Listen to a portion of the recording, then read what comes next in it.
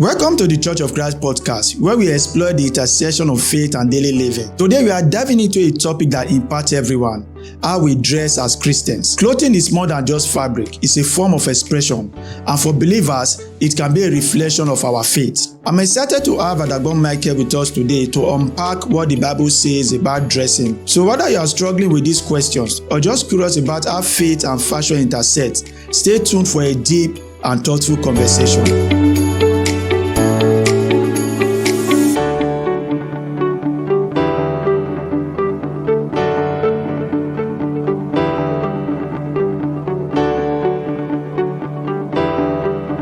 When you see Muslims, it's very easy for you to identify Muslims. It's very easy for you to see a Muslim woman and say, this is a Muslim woman. Basically because of how they dress and how they behave. Can we say Christians have a particular dress code, or these are the kind of clothes that you see and you can say, these are Christian dresses? Basically, Christians do not really have a particular dress code. What is dressing?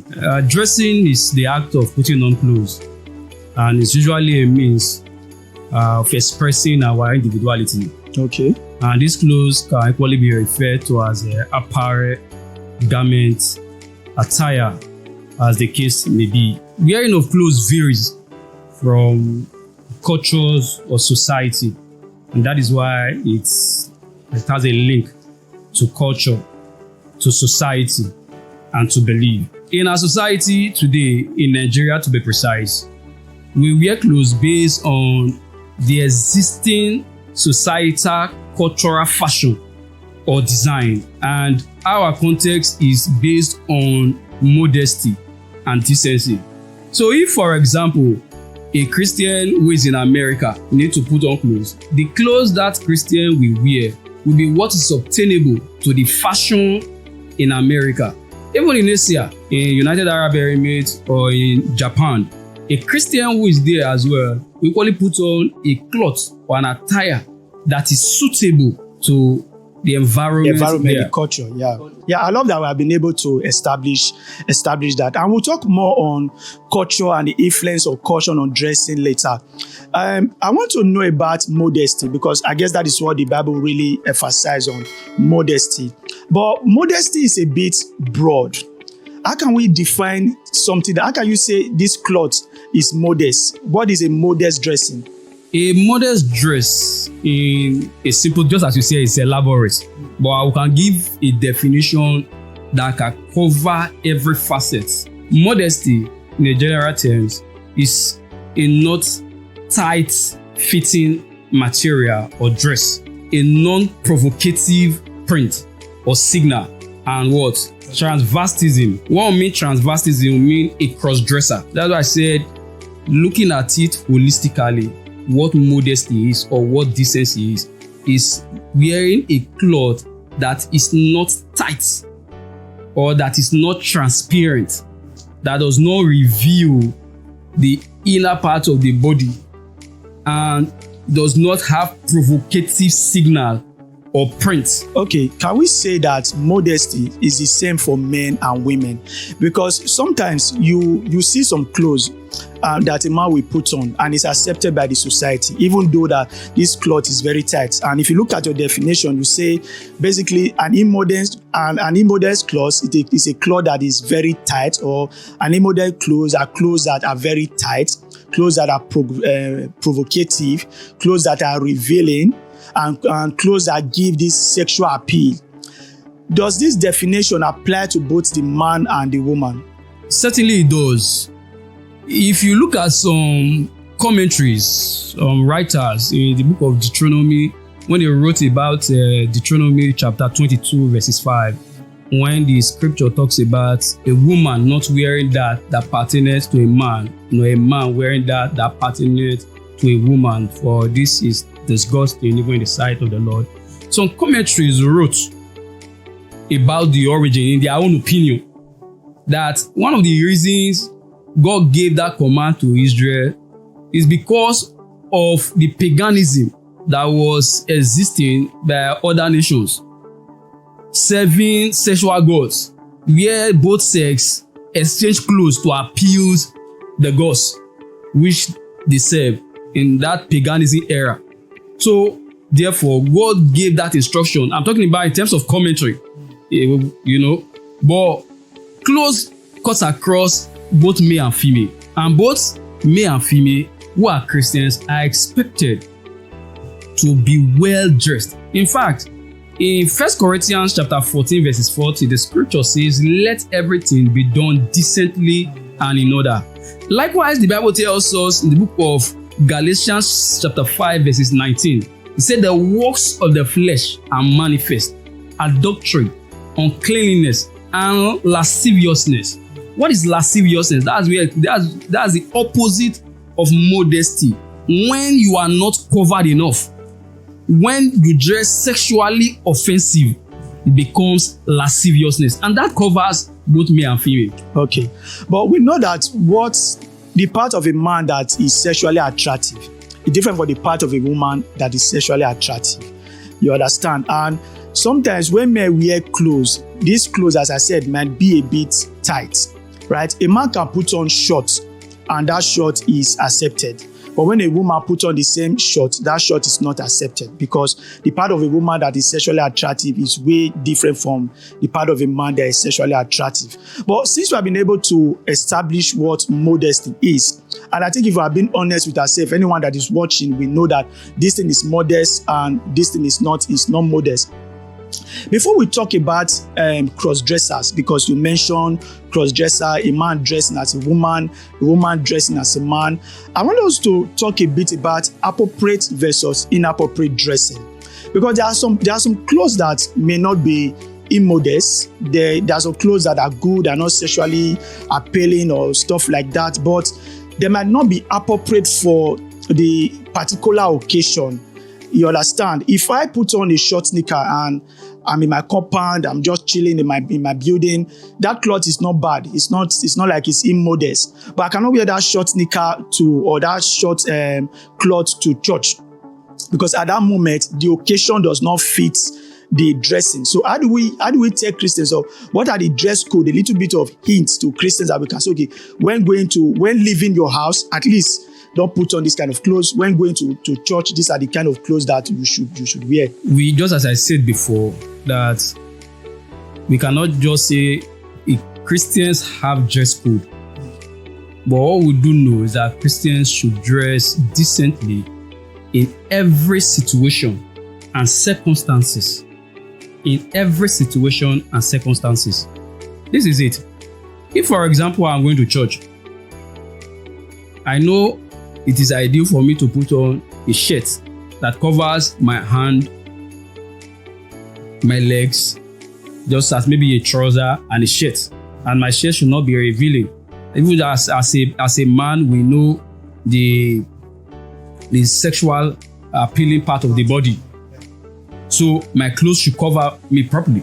Likewise, as a woman, your clothes should cover you properly. Every event have its own dressing or its own clothes. For example, a man that is going to an interview, always going to the office, usually they put on suit. A woman that is going to an occasion or a burial ceremony or a marriage ceremony equally has the type of clothes he puts on, particularly, especially when we are in Africa or in Nigeria.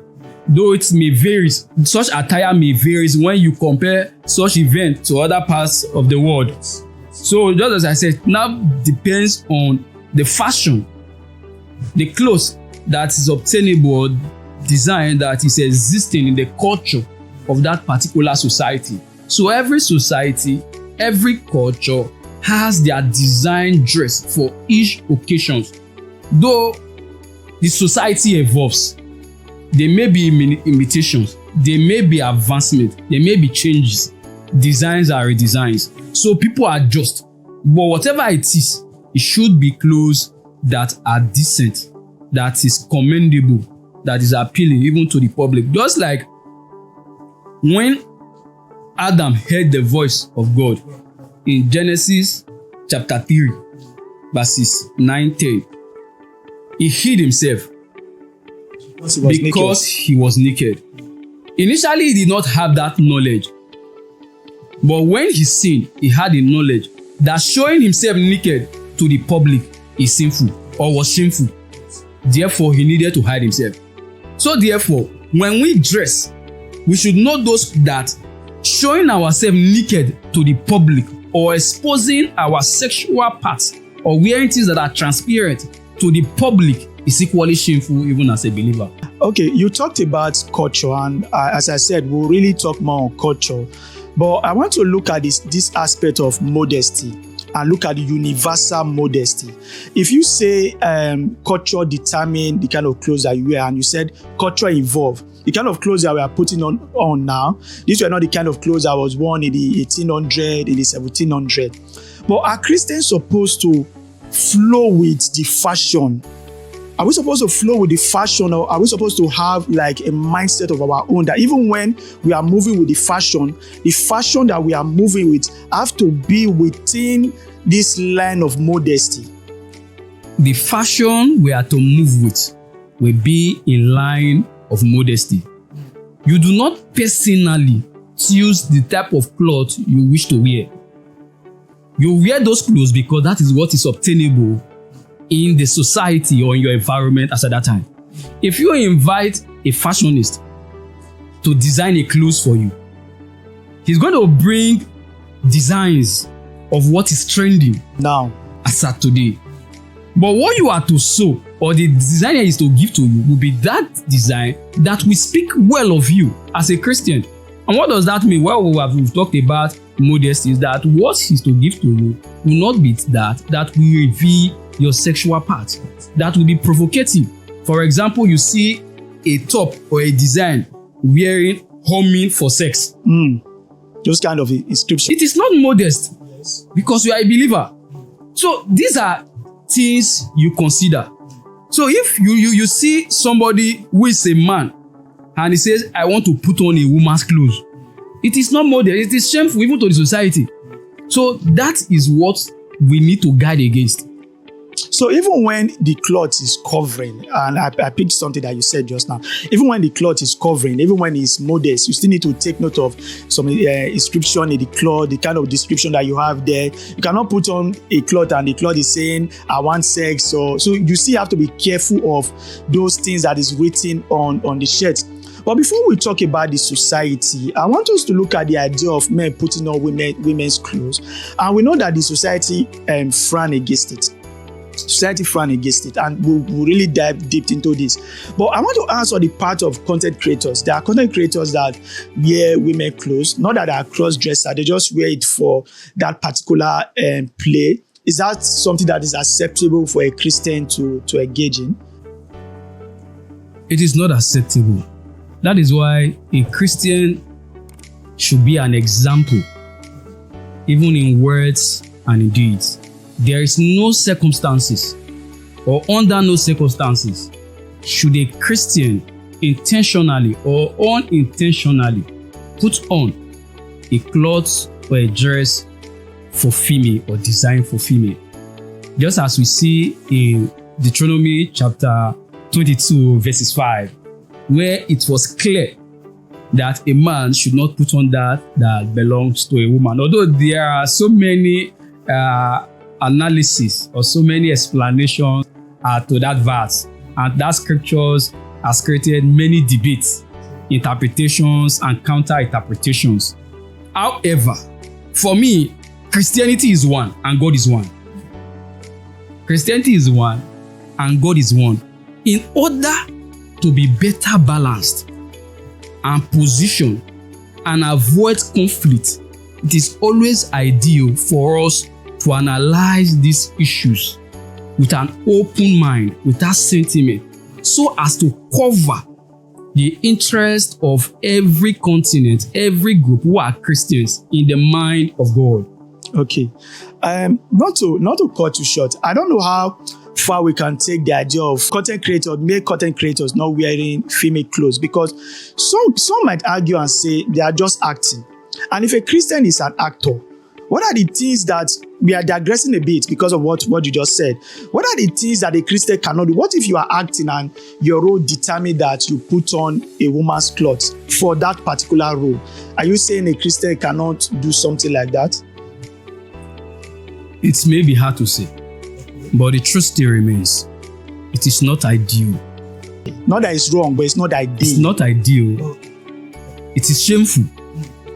That's the word. It is shameful for a man to wear that belongs to him. For example, as I'm coming to the studio, I put on my wife's blouse and skirt to this place.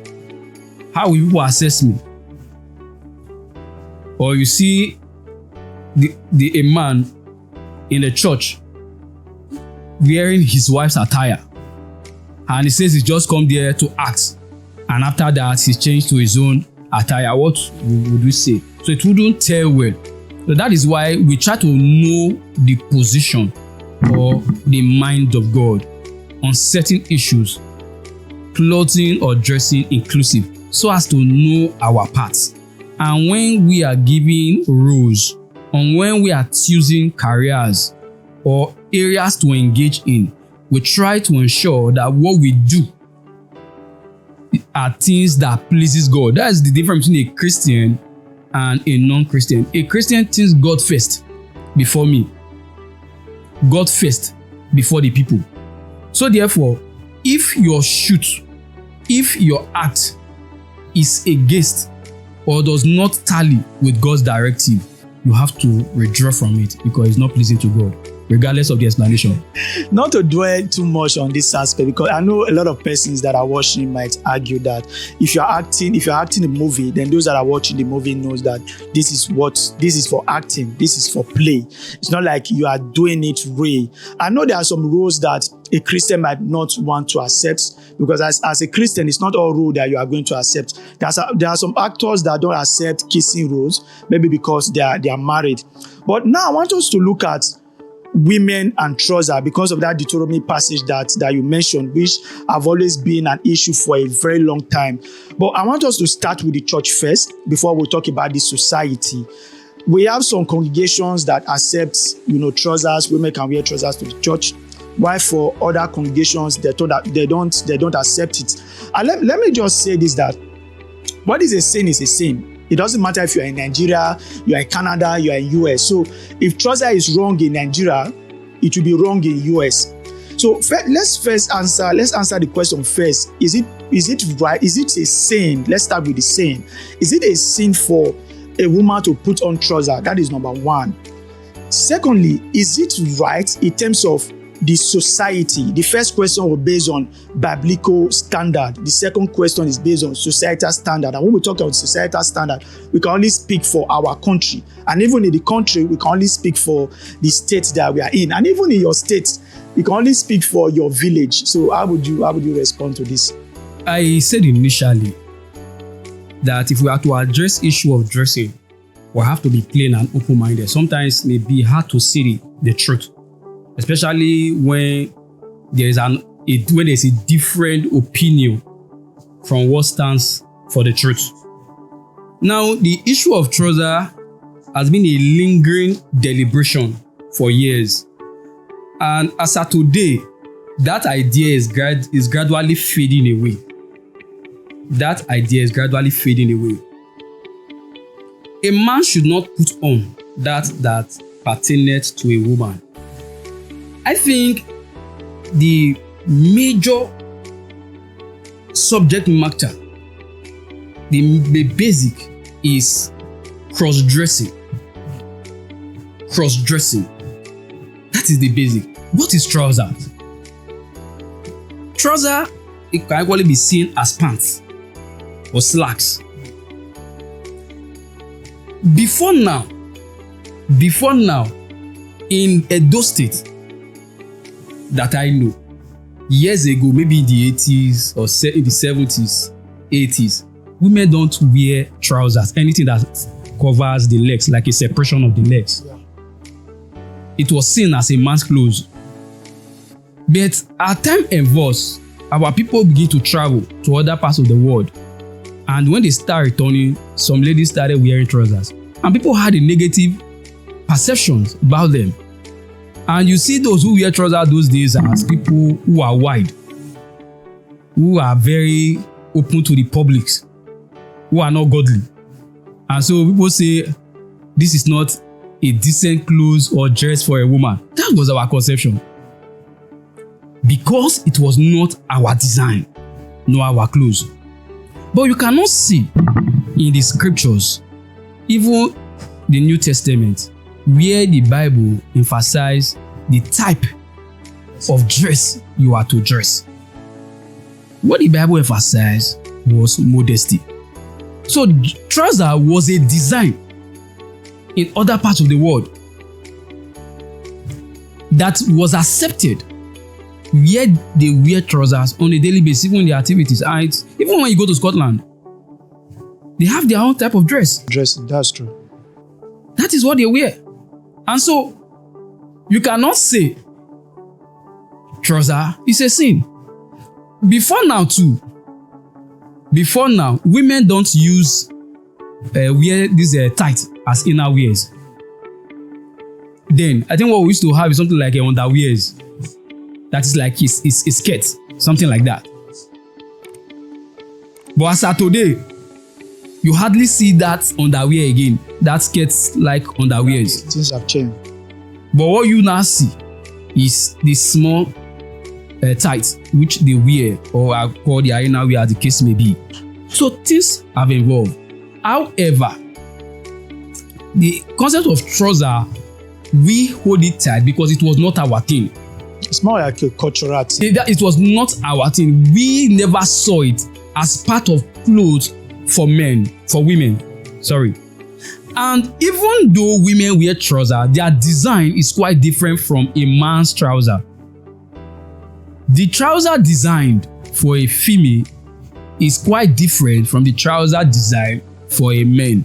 But the difference is this: because our culture, our society still finds it difficult to digest that trouser is part of clothing for all, irrespective of religion. And we are part of the society. As Christians, it equally have effect on us in the church.